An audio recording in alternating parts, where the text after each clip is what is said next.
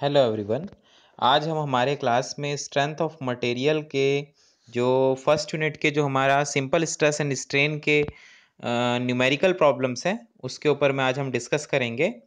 तो जैसा कि यहाँ पर स्क्रीन में ये पहले न्यूमेरिकल दिख रहा है कि a steel bar of 3 metre length and its cross sectional area is 9 centimetre square for the first 1.5 centimetre length and for the next 1.5 metre length the cross sectional area is 6 centimeter. Find out the total elongation in length where the bar is subjected to tensile load of 6000 kilogram. Take E equals to 2 into 10 raised to power 6 centimeter पर metre पर centimetre square. तो देखिए, कोई भी numerical बनाने से पहले हमारे पास में कुछ एक स्टेप्स रहते हैं कि किसी भी न्यूमेरिकल को हम बनाने के एक प्रॉपर स्टेप्स किस स्टेप्स को हम फॉलो करें। तो बेसिकली सबसे पहले हम गिवन डेटा लिखेंगे, उसके बाद में जो पर्टिकुलर क्वेश्चन है उस क्वेश्चन में जो डेटा मिला है उस डेटा के अनुसार अगर हम उसका एक कोई डायग्राम या फिगर अगर हम बना लें तो समझने में भी आसानी होगी इस प्रॉब्लम को, और उसमें क्या हमें फाइंड आउट करना है वो चीज़ को भी यहाँ पर फाइंड आउट करने में बहुत आसानी होगी हमें। तो इसीलिए हम क्या करेंगे कि सबसे पहला जो हमारा गिवन डेटा जो हमें जितनी भी दी हुई है क्वेश्चन में उसको हम पहले नोट डाउन कर लेते हैं और उसके बाद में हम ये डायग्राम को हम ड्रॉ करेंगे। तो देखिए, सबसे पहले हमें लोड की वैल्यू दी हुई है। एक यहाँ पर एक सर्कुलर एक बार है 3 मीटर का, जिसका कि पहला जो 1.5 मीटर है वो 9 सेंटीमीटर स्क्वायर का क्रॉस सेक्शनल एरिया है, और जो दूसरा आगे का जो 1.5 मीटर का जो लेंथ है उसका 6 सेंटीमीटर स्क्वायर का सर्कुलर एरिया है, और जो दोनों एंड में जो है वो 6000 किलोग्राम का लोड लग करके इसे खींचा जा रहा है।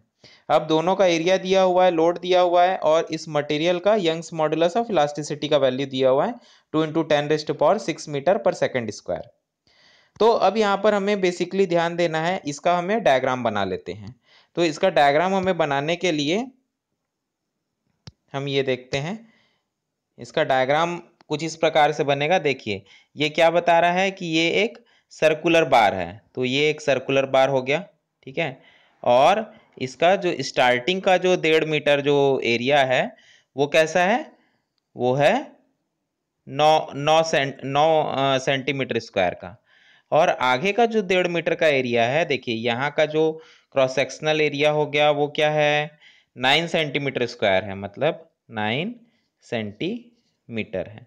और ये वाला जो लेंथ है ये कितना बता रहा है, यहाँ पर 1.5 मीटर बता रहा है।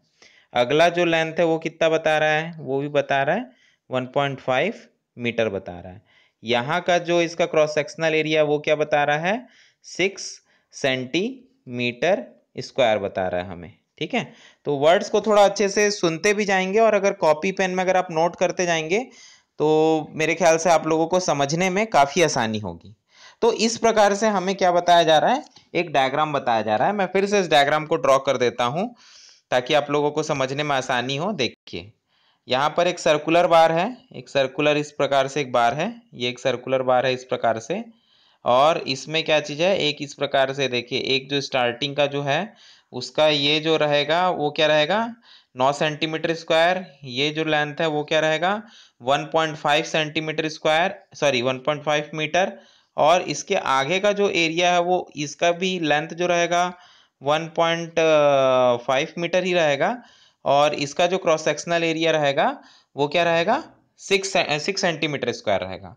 मैं लिख देता हूँ आप लोग को, मेरे ख्याल से समझने में शायद आप लोगों को आसानी होगा। 9 सेंटीमीटर स्क्वायर और 6 सेंटीमीटर स्क्वायर, ठीक है। तो ये मेरे ख्याल से आप लोगों को क्लियर हो गया होगा। तो ये हमारा डायग्राम हमें पता चल गया है। अब यहाँ पर हमें निकालना क्या है, हमें ये चीज़ निकालना है कि देखिए यहाँ पर ये जो दिख रहा है तो इसके इस तरफ भी एक लोड लगा हुआ है और इस तरफ भी लोड लगा है। तो मान लीजिए कि ये जो सर्कुलर ये जो बार है, इस बार में दोनों तरफ से क्या लगा हुआ है, लोड लग रहा है। तो इस लोड का जो वैल्यू है वो क्या है 6000 किलोग्राम दोनों तरफ में लग रहा है, ठीक है। इस तरफ में भी और इस तरफ में भी लग रहा है, दोनों तरफ में 6000 किलोग्राम और 6000 किलोग्राम का लग रहा है, दोनों तरफ में लोड लग रहा है। ठीक है, तो अब ये दोनों तरफ लोड लग रहा है, तो दोनों तरफ लोड लगने की वजह से अब क्या होगा, इसमें क्या होगा, हल्का सा हमें इलोंगेशन देखने को मिलेगा। ठीक है, हल्का सा इलोंगेशन मतलब कि जैसे अगर कोई बार है इस प्रकार से, और अगर हम उसमें उसमें अगर हम टेंशन लगा करके अगर खींच रहे हैं, तो क्या हो जाएगा, हल्का सा क्या हो जाएगा, बढ़ जाएगा ना, वो जो बार है वो हल्का सा क्या हो जाएगा, बढ़ जाएगा। तो इसी बढ़े हुए हिस्से को हम क्या बोलते हैं, डेल एल बोलते हैं, और जो ओरिजिनल लेंथ जो रहता है उसे हम लोग एल से डिनोट करते हैं।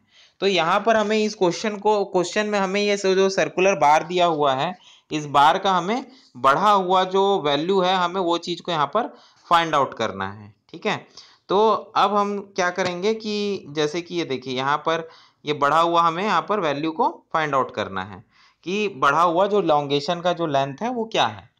तो इसके लिए बेसिकली हमें क्या क्या ज़रूरत पड़ेगा, देखिए इसके लिए बेसिकली हमें कुछ फॉर्मूलेस की ज़रूरत पड़ेगी, वो फॉर्मूले को हम लोग यहाँ पर नोट डाउन कर लेते हैं। आइए, तो सबसे पहले देखिए आप लोगों को एक ये बेसिक फॉर्मूला पता होगा स्ट्रेस का। स्ट्रेस होता है F equals to P upon A, जिसमें कि P क्या रहता है, लोड रहता है, P रहता है लोड, और ये रहता है आपका एरिया। ठीक है, ये रहता है आपका एरिया। तो P हो गया लोड और ये हो गया आपका एरिया। ठीक है, अब दूसरा फॉर्मूला है E इक्वल्स टू होता है change in length by original length. ठीक है, P equals to del L by L होता है, और क्या होता है F अपॉन ई भी होता है। तो F क्या हो गया, देखिए ये F हो गया स्ट्रेस और ये हो गया स्ट्रेन। तो अगर हम लोग इस फॉर्मूले को अगर हम लोग थोड़ा सा और केयरफुली अगर हम लोग क्रॉस मल्टीप्लाई करें, क्रॉस मल्टीप्लाई का मतलब ये वाला वैल्यू ऊपर और ये वाला वैल्यू ऐसे, तो इसको हम लोग क्या बोलते हैं, क्रॉस मल्टीप्लिकेशन बोलते हैं। तो यहाँ पर अगर हम लोग इस प्रकार से अगर करते हैं तो ये देखिए कुछ इस प्रकार से हो सकता है, ये del L equals to F into L divided by E. क्यों ऐसा हुआ, क्योंकि ये जो L है, देखिए ये L जो है इधर F की तरफ में शिफ्ट हो गया है, तो यहाँ पर del L equals to F into L divided by E हो जाएगा। ठीक है, तो यहाँ पर बेसिकली हमने कितने फॉर्मूले देखे, देखिए सबसे पहले हमने देखा ये वाला फॉर्मूला, स्ट्रेस का फॉर्मूला, फॉर्मूला नंबर 1।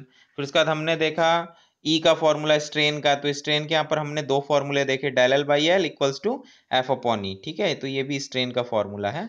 दरअसल देखिए फॉर्मूला ये जो है वो इस प्रकार से है, देखिए ये है यंग्स मॉडुलस ऑफ इलास्टिसिटी का ई इक्वल्स टू होता है एफ अपॉन ई। तो इसको जो है ना हमने क्या चीज़ कर दिया, क्रॉस मल्टीप्लाई कर दिया। तो यहाँ पर क्या बन गया, ये E equals to F upon E, मतलब Young's modulus of elasticity equals to stress upon strain. तो यहाँ पर देखिए यही फॉर्मूले को क्या चीज़ हो गया, बदल करके ये बन गया है E equals to F upon E हो गया है। क्यों हो गया, क्योंकि ये नीचे वाला, ये देखिए यहाँ पर जो देख रहे हैं ना, ये क्या चीज़ हो रहा है, ऊपर की ओर शिफ्ट हो जा रहा है। तो इसी प्रकार से यहाँ पर ये फॉर्मूला बना है। तो देखिए E equals to F upon E, यहाँ पर भी हमने वही लिखा है, E equals to F upon E, ये वाला। ठीक है, E equals to F upon E, ये वाला फॉर्मूला। ठीक है, तो यहाँ पर इसी प्रकार से हम आगे भी फॉलो करते हैं। तो अब हम समझेंगे हमारे न्यूमेरिकल प्रॉब्लम को। देखिए हमारा न्यूमेरिकल प्रॉब्लम में क्या क्या हो रहा है, यहाँ पर देखिए हमें गिवन डेटा लिख दिया है, ये डायग्राम भी आप लोगों को मेरे ख्याल से समझ में आ रहा होगा, और स्ट्रेस की भी जो वैल्यू दी हुई है F equals to P upon A, है ना। यहाँ पर देखिए जो फॉर्मूला हमने लिखा था लोड अपॉन एरिया का, वो लोड अपॉन एरिया हमने लिख दिया है। अब F equals to load upon area जो था 6000/9, तो ये भी हमने लिख दिया है। ठीक है, ये लिखने के बाद में जो हमें देखिए load upon stress, load upon area करने के बाद में जो स्ट्रेस की वैल्यू जो हमें दिखी 666.6 किलोग्राम पर सेंटीमीटर स्क्वायर, इस वैल्यू को भी हमने नोट डाउन कर दिया। देन स्ट्रेन, अब स्ट्रेन की वैल्यू को हम क्या कर रहे हैं, यहाँ पर नोट डाउन कर रहे हैं। तो स्ट्रेन की वैल्यू क्या है, स्ट्रेन की वैल्यू को नोट डाउन या फॉर्मूला को हम नोट डाउन करेंगे। तो स्ट्रेन का फॉर्मूला होता है E equals to del L by L equals to F upon E. तो ये सेम है जैसा कि हमने अभी डिस्कस किया था वाइट बोर्ड में कि E equals to del L upon L equals to F upon E.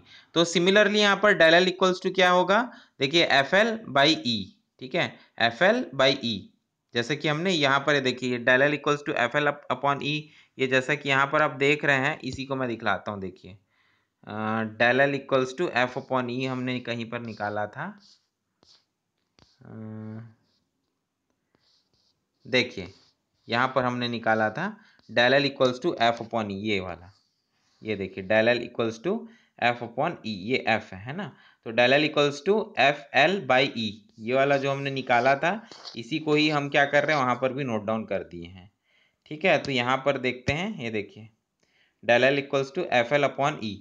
तो यहाँ पर हम क्या करेंगे कि देखिए डेल एल का वैल्यू निकालने के लिए एफ की वैल्यू हम पूरे जो भी यहाँ पर वैल्यूज है उसको हम पुट डाउन करेंगे, पुट करेंगे, जो हमारा फॉर्मूला है उसमें सारे वैल्यूज को हम पुट कर देंगे। तो यहाँ पर हमने एफ का वैल्यू लिखा, एल का वैल्यू लिखा, ई का वैल्यू लिखा। तो ये सारा वैल्यू लिखने के बाद में अब हम क्या करेंगे, कैलकुलेट करेंगे। तो यहाँ पर देखिए ई का वैल्यू हमें, सॉरी डेल एल हम यहाँ पर फाइंड आउट कर लिए, हमें निकालना डेल एल ही है, मतलब चेंज इन लेंथ। तो यहाँ पर पहला जो डेल एल था, डेल एल वन को हमने यहाँ पर कैलकुलेट कर लिया। अब हम डेल एल टू को हम यहाँ पर कैलकुलेट करेंगे।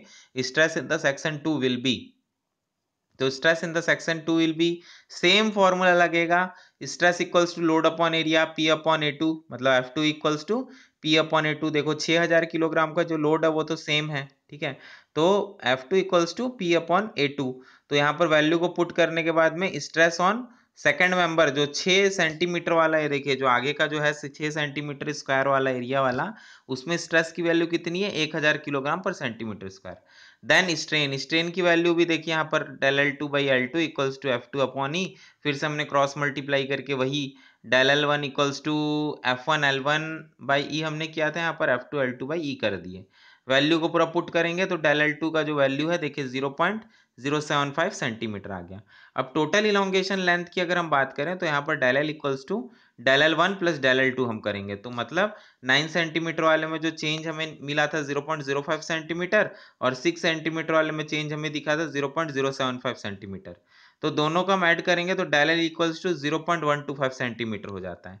तो hence total elongation in steel bar is del L equals to 0.125 centimetre होगा। तो इसका मतलब कि हम ये समझे कि यहाँ पर जो हमने बात की थी कि ये हमारा एक बार है, तो इस बार में जब हम इलोंगेशन कर रहे हैं तो इलोंगेशन क्या होगा, तो यहाँ पर इलोंगेशन क्या हो रहा है, यहाँ पर मान लीजिए कि थोड़ा सा ये भी बढ़ा है और थोड़ा सा ये भी बढ़ा है, ठीक है, थोड़ा सा ये भी बढ़ा और थोड़ा सा ये भी बढ़ा। तो अब जो टोटल जो इसका जो लेंथ था, पहले 3 मीटर था, 3 मीटर था इसका लेंथ, अब ये 3 मीटर से बढ़ करके क्या हो गया, 3 या वैल्यू हो गया 3.125 मीटर हो गया है, ठीक है, 3.125 मीटर का इसका वैल्यू हो गया, इसका जो चेंज्ड लेंथ वाला जो वैल्यू है वो हो गया 3.125 mm हो गया, ये इसका पॉइंट हो गया, ठीक है।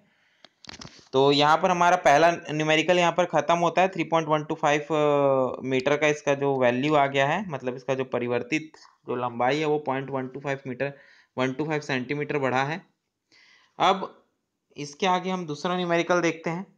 तो देखते हैं, steel bar tube having 120 mm outside diameter and a axial thickness of 10 mm and the other bar of brass which is surrounded by 10 mm thickness and its inner diameter is 120 mm. Both the bars are rigidly fixed with each other.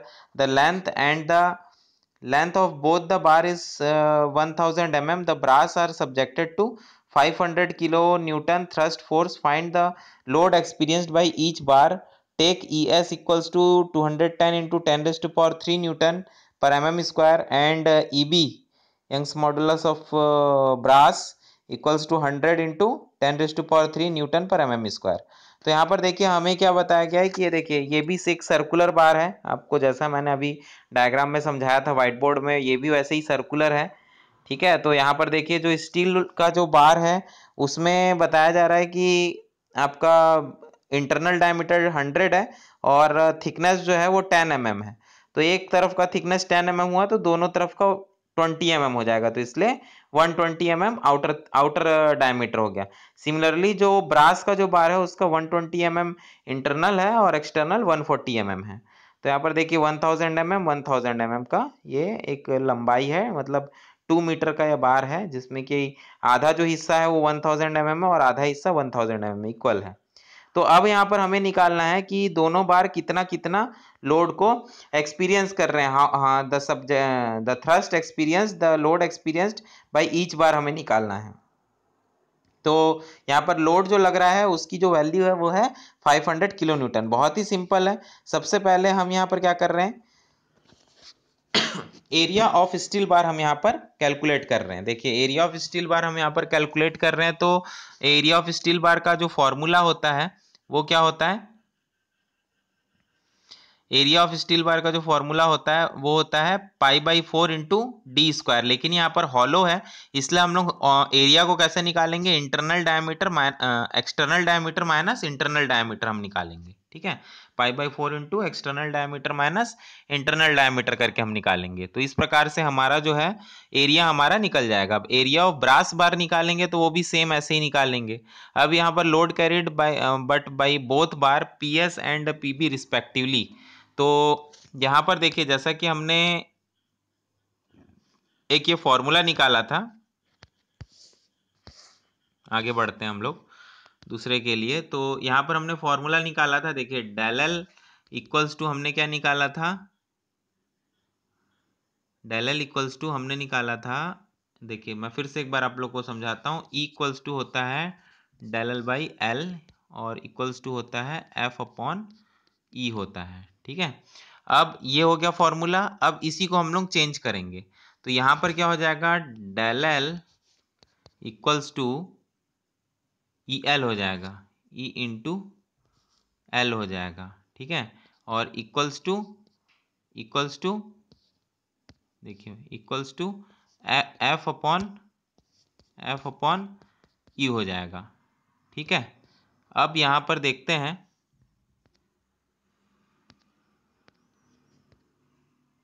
अब यहाँ पर देखते हैं हम लोग, देखिए इसको हम लोग थोड़ा इस प्रकार से देखते हैं। Del L equals to E L equals to F upon E. तो यहाँ पर देखिए ये जो फॉर्मूला है, देखिए किस प्रकार से यहाँ पर लिखा हुआ है, पी एल बाई ए ई लिखा हुआ है। ठीक है, तो यहाँ पर बिल्कुल वही फॉर्मूला है यहाँ पर भी हमारा। देखिए यहाँ पर ई एल हो गया है, del L equals to E L into F by E हो गया है। ठीक है, तो यहाँ पर देखिए डेल एल, देखिए मैं फिर से आप लोग को यहाँ पर बता देता हूँ, del L equals to F L by E. ठीक है, यहाँ पर इस प्रकार से हो रहा है ये वाला फॉर्मूला। तो अब f को अगर हम लिखें तो f का क्या वैल्यू होता है, देखिए f इक्वल्स टू होता है p अपॉन a होता है। तो इस फॉर्मूले में भी हम क्या करेंगे, ये f के जगह पे हम लोग p बाई ए लिख देंगे।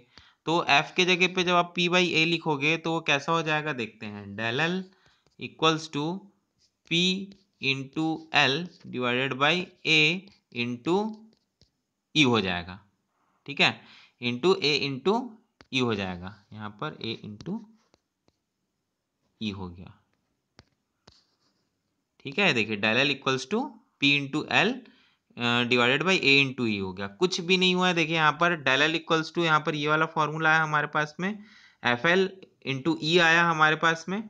ठीक है, और एफ एल इंटू ई आया, तो यहाँ पर एफ का जो फॉर्मूला है वो है लोड अपॉन एरिया। तो लोड अपॉन एरिया को हमने यहाँ पर ओपन करके हमने लिख दिया है। तो लोड अपॉन एरिया का जो फॉर्मूला है एफ का, स्ट्रेस का, उसको हम लोग यहाँ पर डेल एल के फॉर्मूले में हमने लिख दिया है एफ एल बाई ई में। तो हमारा जो वैल्यू है अब क्या हो गया, पी एल बाई ए ई हो गया है। तो सेम चीज को हम यहाँ पर भी अब देखेंगे। देखिए यहाँ पर भी है P L upon A E, P S L S by A S E S है।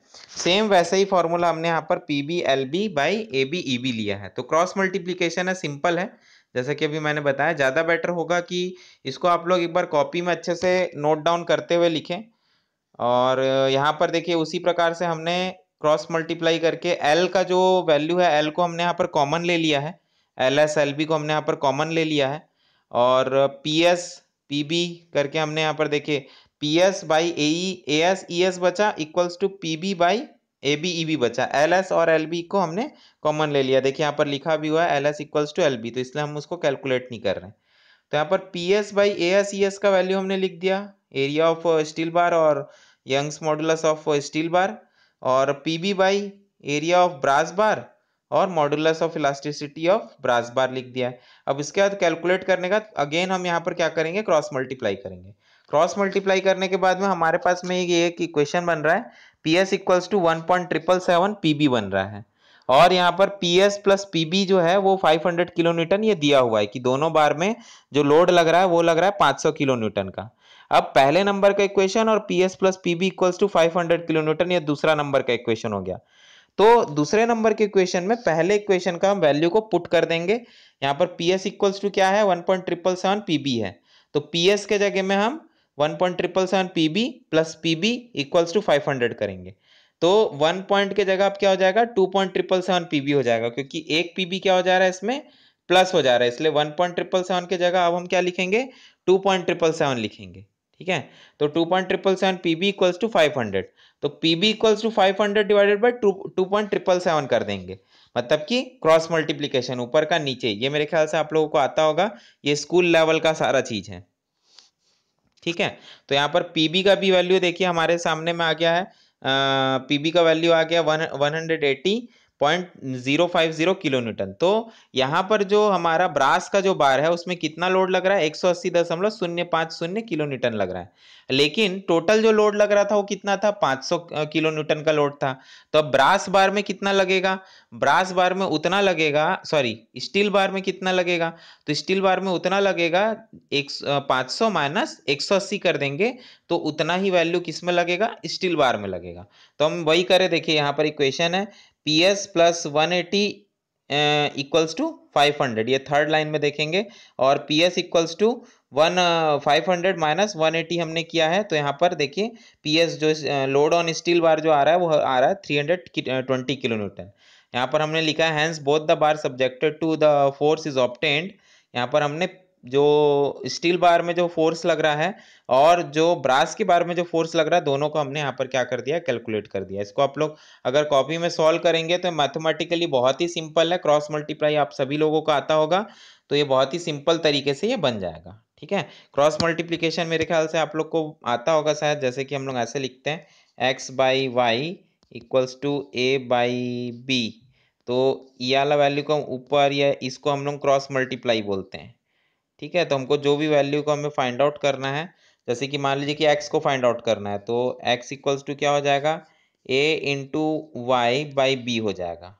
ठीक है, इसे ही क्रॉस, जैसे मान लीजिए कि b हमें फाइंड आउट करना है, तो b इक्वल्स टू क्या हो जाएगा, देखिए b क्या हो जाएगा, x के जगह में चले जाएगा और x b के जगह में चला जाएगा, तो b equals to a into sorry a by y into b हो जाएगा।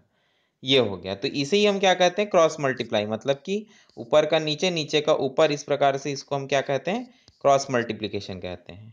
ठीक है, यही है क्रॉस मल्टीप्लिकेशन, जैसे कि देखिए देख रहे हैं, तो यही इसी के माध्यम से ही सारा का सारा हमारा न्यूमेरिकल्स बनता है। आगे देखते हैं हम लोग,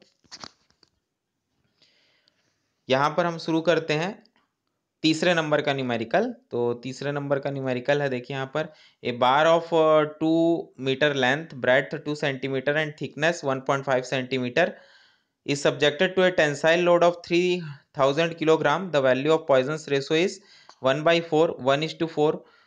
Find out the change in volume of bar. Take E equals to 2 into 10 raised to power 6 kilogram per centimetre square. तो जैसा कि हम लोगों ने पहले बताया है कि सबसे पहले आप क्या करेंगे, गिवन डेटा लिखेंगे। यहाँ पर एक बार है जो कि 2 मीटर लंबा है और उसकी जो थिकनेस है वो 2 सेंटीमीटर है, और उसका जो सर्कुलर जो डायमीटर है वो 1.5 सेंटीमीटर है।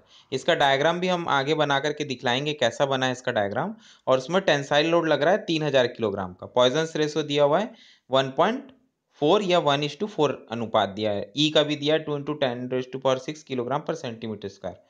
तो यहाँ पर देखिए, यहाँ पर जितने भी गिवन डेटा, देखो लेंथ को हमने सेंटीमीटर में कन्वर्ट करके लिख दिया है, 2 मीटर को 200 सेंटीमीटर, ब्रेड्थ को भी हमने 2 सेंटीमीटर लिख दिया है, थिकनेस को भी हमने 1.5 सेंटीमीटर करके लिख दिया है, टेंसाइल लोड को भी हमने 3000 किलोग्राम करके लिख दिया है, पॉइजन्स रेशो को 1:4 करके हमने यहाँ पर नोट डाउन करके लिख दिया है। ठीक है, तो आगे बढ़ेंगे हम यहाँ पर।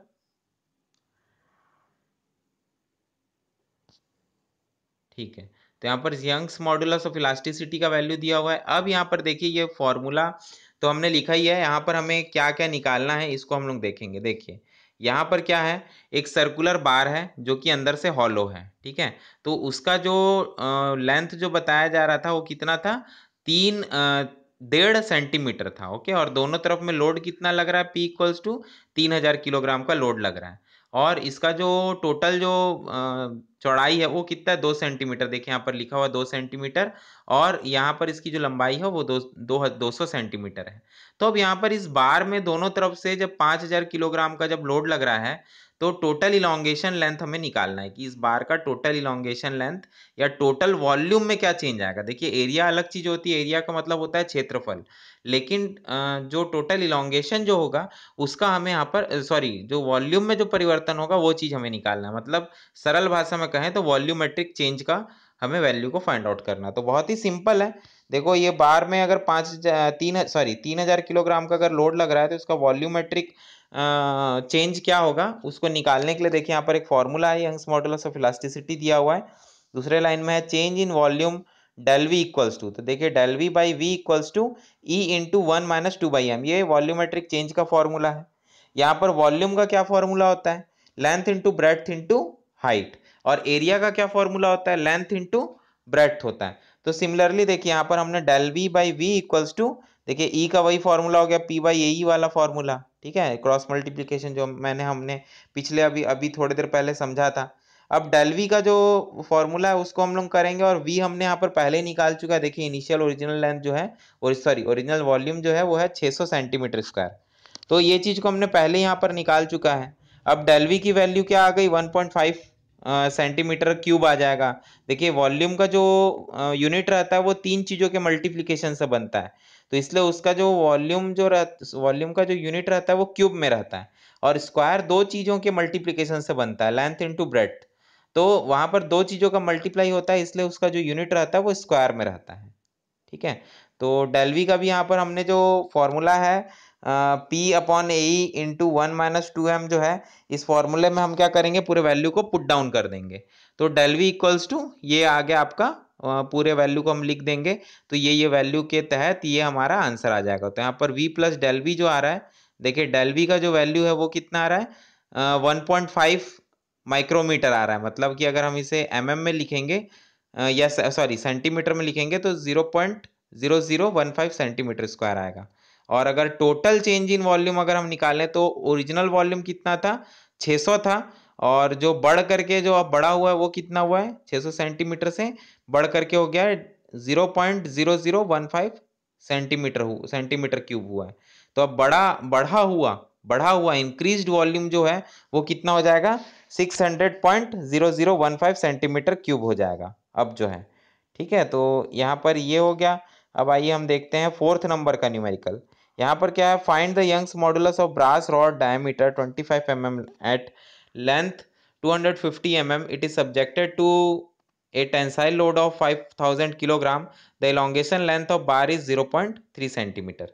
तो यहाँ पर देखिए यंग्स मॉडुलस ऑफ इलास्टिसिटी हमें फाइंड आउट करना है इस क्वेश्चन में। तो यहाँ पर सबसे पहले देखिए गिवन डेटा तो हमने बाद में लिखा है इसमें, बट इसमें पहले ही हमने डायग्राम बना लिया। एक लंबा सर्कुलर बार है जिसमें कि 5000 किलोग्राम लगाने से 0.3 mm का उसमें बढ़ोतरी हमने कर दिया है, और उसका डायमीटर है 25 mm, लेंथ है 250 mm। तो हमें अब इस कंडीशन में निकालना है मॉडुलस ऑफ इलास्टिसिटी। तो यहाँ पर देखिए गिवन डेटा में लिखा हुआ है डी, 25 mm को हमने सेंटीमीटर में कर दिया 2.5 सेंटीमीटर, लेंथ को भी हमने 250 mm से 25.0 सेंटीमीटर कर दिया, डेल एल को भी हमने चेंज कर दिया, और पी को भी हमने चेंज कर दिया। एरिया ऑफ बार जो है π/4 d स्क्वायर, और इस प्रकार से हमने एरिया भी यहाँ पर फाइंड आउट कर लिया। यंग्स मॉडुलस ऑफ इलास्टिसिटी का सिंपल सा फॉर्मूला होता है, सिंपल सा क्या फॉर्मूला होता है, एफ अपॉन ई, ठीक है, एफ अपॉन ई, स्ट्रेस अपॉन स्ट्रेन वाला। और जो स्ट्रेस होता है, देखिए यहाँ पर तीन फॉर्मूले हैं, तीनों फॉर्मूले से ही हमने मिला जुला करके एक नया फॉर्मूला यहाँ पर जनरेट किया है।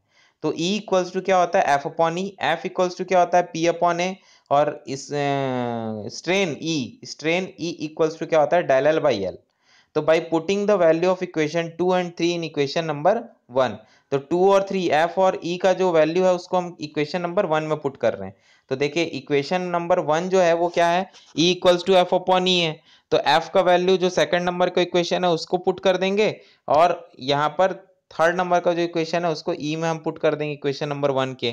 तो अब ये देखिए ये इक्वेशन हो जाएगा, ऊपर नीचे मल्टीप्लाई होकर क्या हो जाएगा, पी एल अपॉन ए डेल एल हो जाएगा। तो यहाँ पर ई इक्वल्स टू ये सारा वैल्यू आने के बाद में हमने क्या किया, इसको लिख दिया है। तो यहाँ पर हमारा ये वाला भी वैल्यू आ गया है, मतलब इसका चेंज इन जो यंग्स मॉडुलस ऑफ इलास्टिसिटी होगा वो कितना आ रहा है, 848954 इंटू 0.886 आ रहा है। इसको कि हम पॉइंट को अगर हम बदल करके लिखें, जैसे डेसिमल पॉइंट से ये कितना आगे है देखेंगे, तो 1 2 3 4 5, तो 8.489 into 10⁵ kilogram per centimetre square यहाँ पर इसका यंग्स मॉडुलस ऑफ इलास्टिसिटी का वैल्यू आ गया। ठीक है, तो इस प्रकार से ये वाला भी क्वेश्चन हमारा खत्म होता है, ये वाला क्वेश्चन भी हमारा खत्म होता है। तो ये भी बहुत ही सिंपल था और फॉर्मूला बेस्ड था ये जो अभी हमने किया है। तो इसी प्रकार से आप आगे के न्यूमेरिकल्स को भी सॉल्व करते जाएंगे। ये इस यूनिट के बहुत बेसिक्स और सिंपल किस्म के न्यूमेरिकल्स हैं। तो इसको ट्राई करने से आप लोग की जो कॉन्फिडेंस है वो न्यूमेरिकल में भी बढ़ेंगी। और जैसा कि यहाँ पर आप लोग स्क्रीन में देख रहे हैं, अगर आप लोग इसको कॉपी में नोट डाउन करते चले जाएंगे तो ये समझने में आप लोगों को और आसानी होगी। तो आज के क्लास के लिए बस इतना ही। हमारे वीडियो में बने रहने के लिए आप लोगों का बहुत बहुत धन्यवाद। Thank you very much.